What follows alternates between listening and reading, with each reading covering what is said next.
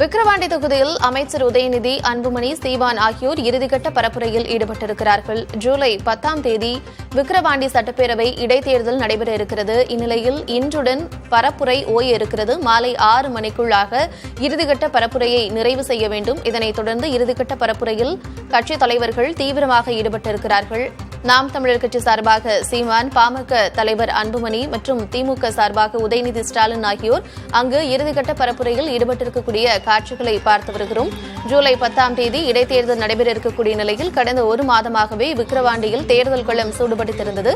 இந்நிலையில் இன்று இறுதிக்கட்ட பரப்புரை நிறைவடைய இருக்கிறது. தேர்தல் பரப்புரை முடிவடைய இன்னும் அரை மணி நேரமே இருக்கக்கூடிய நிலையில் இறுதிக்கட்ட பரப்புரையில் மக்களிடம் சென்று வாக்குகளை சேகரிப்பதற்கான பணிகளில் கட்சித் தலைவர்கள் ஈடுபட்டிருக்கிறார்கள். அண்மைச் செய்திகளை பார்த்து வருகிறோம்.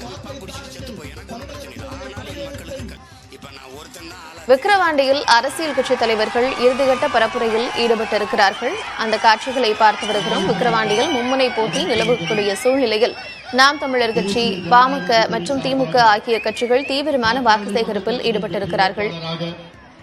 நம்முடைய இடமான காவலர், சமூக நீதி போராளி மருத்துவர் ஐயாவால் நிறுத்தி வைக்கப்பட்டிருக்கின்ற வெற்றி வேட்பாளர், படித்தவர், பண்புள்ளவர், ஒரு விவசாயியின் மகன், மிக மிக மிக மிக நேர்மையானவர். இங்கோ இரு கரங்களை கூப்பி எனக்கு ஒரு வாய்ப்பு தாருங்கள் என்று நம்முடன் மேடையில் நின்று கொண்டிருக்கின்ற நம்முடைய வெற்றி வேட்பாளர் சி அன்புமணி அவர்களை நீங்கள் எல்லோரும் மாபெரும் சின்னத்தில் வாக்களித்து அவரை வெற்றி பெற செய்யுமாறு உங்கள் எல்லோரையும் பணியோடு, பாசத்தோடு, உரிமையோடு கேட்டுக் கொள்கின்றேன். முதலில் நான் தேசிய ஜனநாயக கூட்டணியின் அனைத்து தலைவர்களுக்கு நன்றி சொல்ல வேண்டும்.